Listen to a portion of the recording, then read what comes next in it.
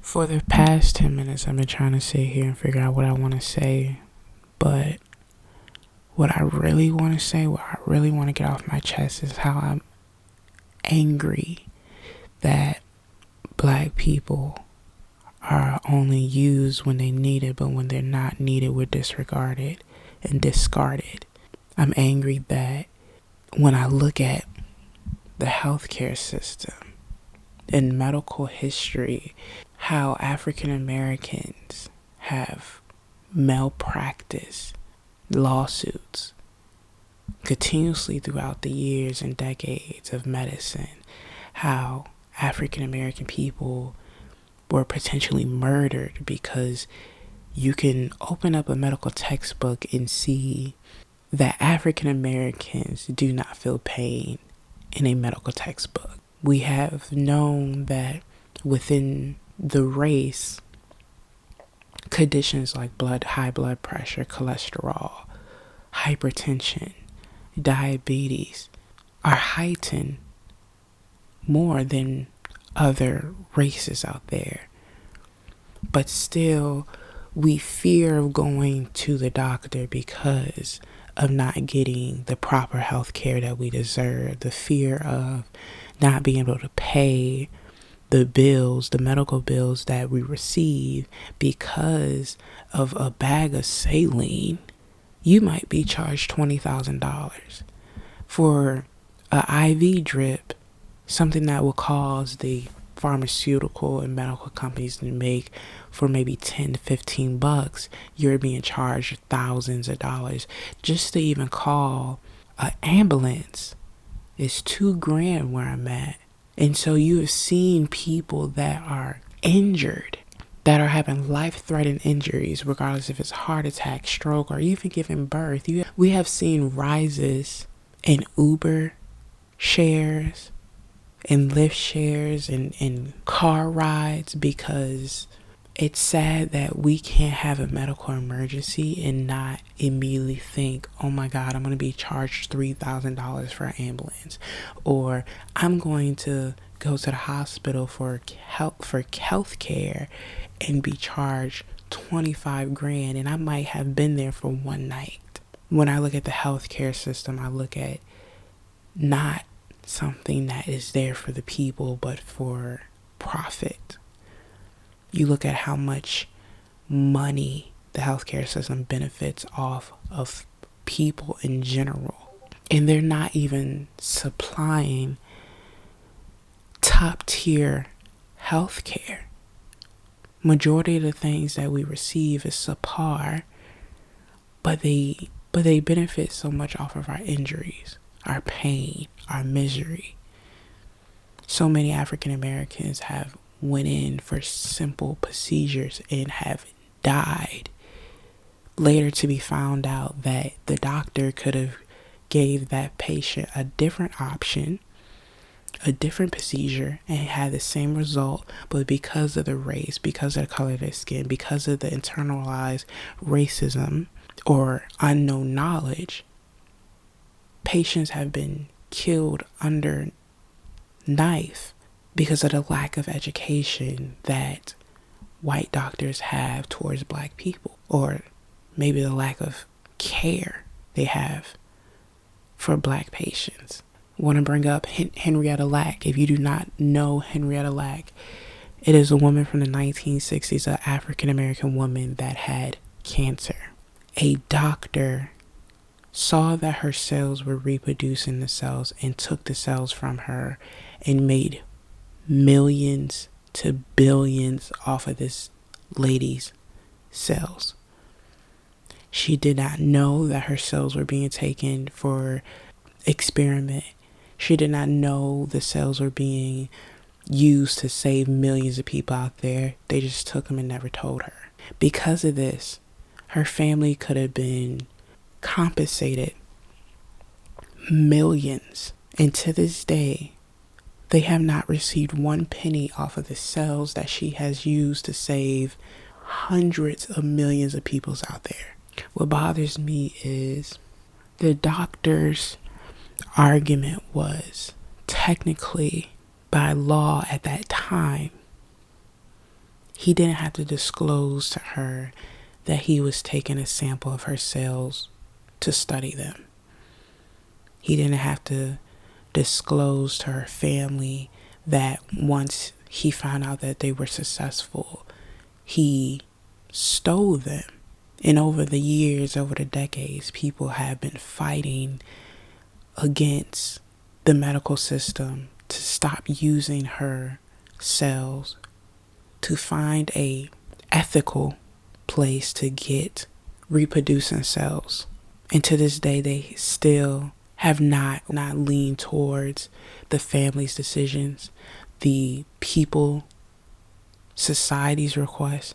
They keep continuously using them because they have thought we have found a solution. They do not want to go through more trials to find another candidate to compensate, really, to be honest. Like, because let's talk about it. It's about the money. It's not about finding another person. It's not about finding a more ethical way. No one cares anymore in society of what's ethical and what's unethical, regardless if it's the judicial system, the medical system, the healthcare system, education. People don't care where they get their resources from unless it works. And so it's not about was it right or wrong to steal Henrietta Lacks cells. It's about destroying something that they already know that works, finding another candidate that has the exact same powers that she had, in this time having to fork up the money for the cells, having to fork up the legal paperwork and the new laws and everything. And instead of going through the right way like they should, Henrietta Lack family would never see compensation for something she has unknowingly changed millions and millions of people's lives for. Before she could even know that her cells were stolen, she sadly passed away from cancer. I think about how when it comes to the reproduction system for African American women specifically, and how doctors are so easy to give black women hysterectomies, to take their ovaries out from them.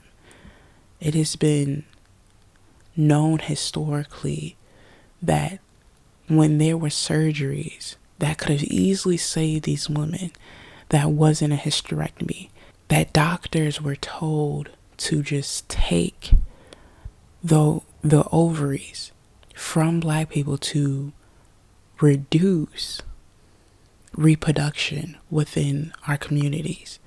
There were doctors at one point in history that purposely gave women hysterectomies, not because they needed them. They were actually perfectly healthy women that had nothing wrong with them and had their ovarians taken out because the government did not want African American people reproducing and overpopulating the cities, the states, the country.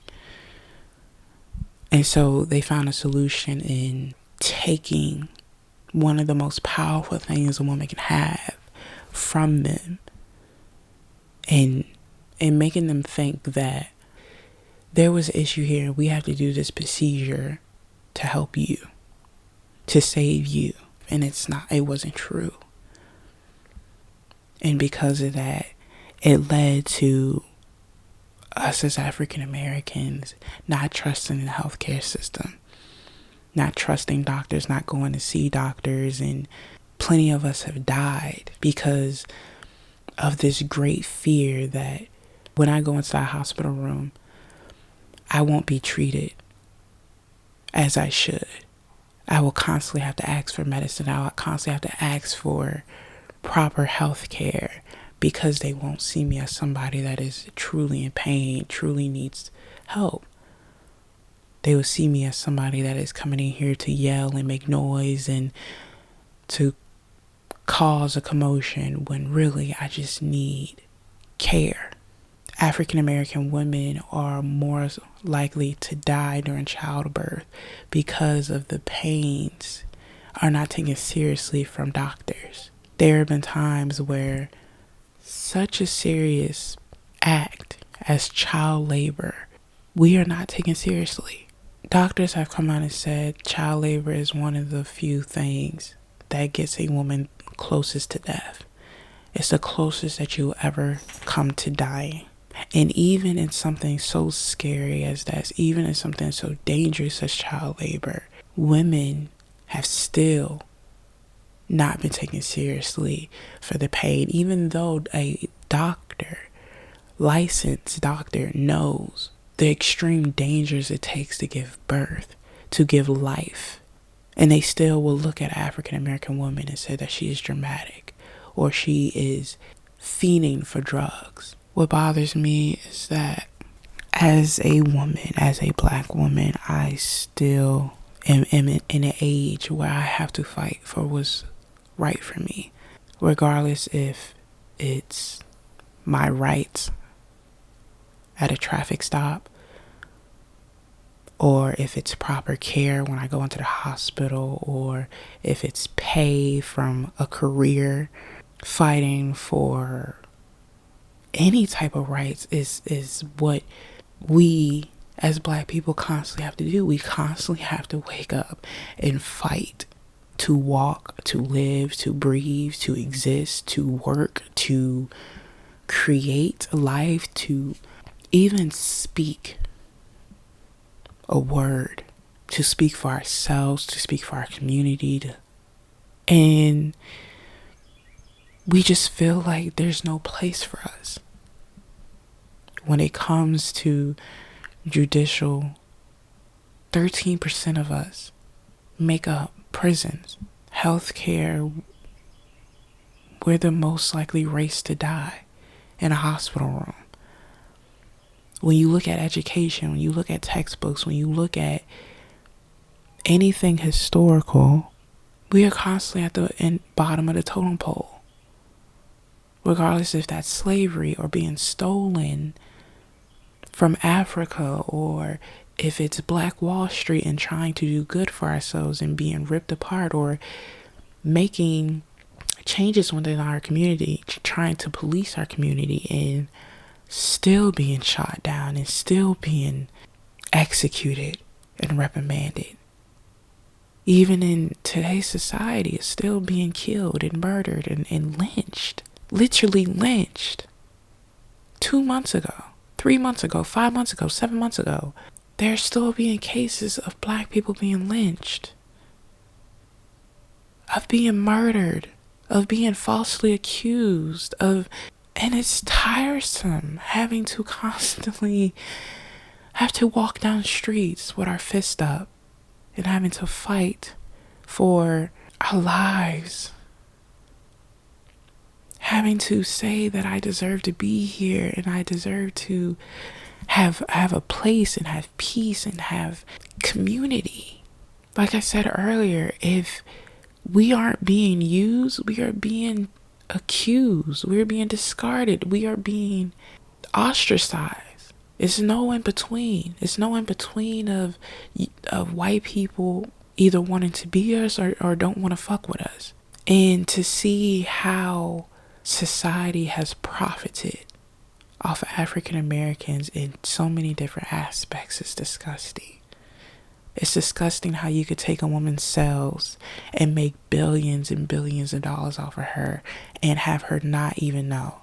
It's disgusting how black people can come into rap and come into music and sell so many records and have the companies and labels take what's rightfully theirs and leave them with pennies.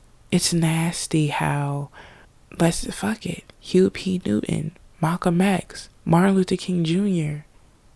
can come into society and genuinely want to make change and all of them be murdered. No one wants to talk about how the CIA, Central Intelligence Agency, was specifically made because Huey P. Newton wanted to make a breakfast serving the kids. That's it. And the CIA was made. A whole branch, a whole department was made for a movement It wasn't a bad movement. It wasn't a malicious movement. All my people at the time were asking was just, let us police our own communities. Let us be alone. Let us live free. And at the time, no one could have that. When it came to us speaking up about how we were treated and how things were going for us in history, day after day after day, the white man wanted to come in and take us out. Billie Holiday made the song Strange Fruit, a song literally talking about how black people were hanging from trees and how white people were killing us. And because the song became so popular, the FBI agent handcuffed her to the bed and forced the doctors and nurses to not take care of her. And they said if any of them touched her, gave her any type of treatment, they would be prosecuted.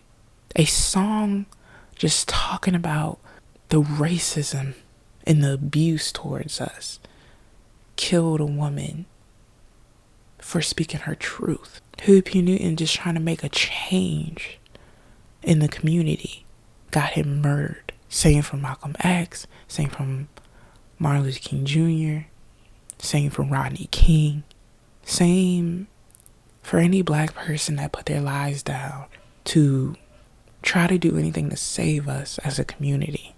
And what bothers me is that it's still going on, and it will still be going on in 5 years and 10 years and 20 years because no one's making no change to put their guns down or to sit down and just look at the world and look at how society is still the same from the 70s, from the 60s, from the 80s. No one's willing to sit down and look at the statistics of African Americans going to jail, or African Americans being shot or being killed or being mistreated, because no one cares.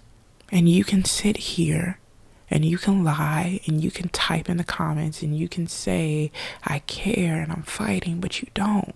Because if as many people cared as much as they have shown hate historically, change would have already come. I wouldn't have to keep talking about this. I wouldn't have to keep yelling for society, for the government, for people to see our black skin. I wouldn't have to keep doing that in 2022. But it's a problem that still goes on to this day. And as much as people want to say things have changed and say that things are not the way it was, it's not true. What society wants for marginalized people to do is to stop talking about how oppressed they are and about how marginalized they are and how much we want them to be in the same footing as us. What society wants is for there to still to be a hierarchy and not equal rights and not equal footing. And the moment you put somebody that is on a high pedestal on the same ground level as you, they feel oppressed. And that is not oppression. And I want to let you know that if you are a person that is privileged, regardless of what kind it is, just because you are knocked down to the same footing as somebody that is not, you are not oppressed, honey. Oppression is 600 years of slavery. Oppression is fucking walking in your shoes, walking in your skin, walking in who you are, and being killed and being murdered and being ostracized and being bullied, picked on for just existing. You being a millionaire and turning it into a thousandaire is not oppression. You being white and getting a traffic ticket is not oppression. Okay? You crying wolf is not oppression. The moment you experience true hate crimes, true abuse, true neglect is the moment you realize, like, oh my God, this is why they keep talking. This is why they keep screaming to be seen, to be heard, to be fought for. Because that's all society wants, is just for us to shut up, is to stop talking, is to stop screaming for what is rightfully what's ours. So they can continue to live in their hierarchy and continue to live in their privilege. But it's not fair. It's not fair for people to literally be able to walk around this earth and not be afraid that there would be no harm to them, that there would be no ill intent to them. It's not fair that there's people that can just walk and not have to look over their shoulder and not have to have this internal fear of, am I going to make it home? Am I going to be treated correctly today? Am I going to be able to not be racially profiled? Or am I going to be left alone today? It's not fair. And so if you are a person of color, you have to keep talking, and you have to keep putting a name to who you are, putting a name to your skin, putting a name to your story, to your character, to your personality, because you will be erased if you let them. You will be taken away, and it will be very silent, because regardless if that's now or if it's historically, the people that did not fight for themselves, for the people that could not fight for themselves, they were erased from history because they didn't have a powerful voice. So no matter who you are, whatever you are, what stature you are, where you're from, continuously and constantly show your voice, show your name, and show your character. Make it so we would never again get into situations where we can easily be erased, where we could easily have something happen to us like being murdered or raped, be swept under the rug like it was nothing.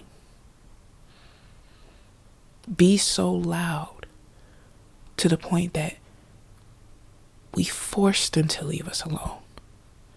We forced them to back off. We forced them to change their minds.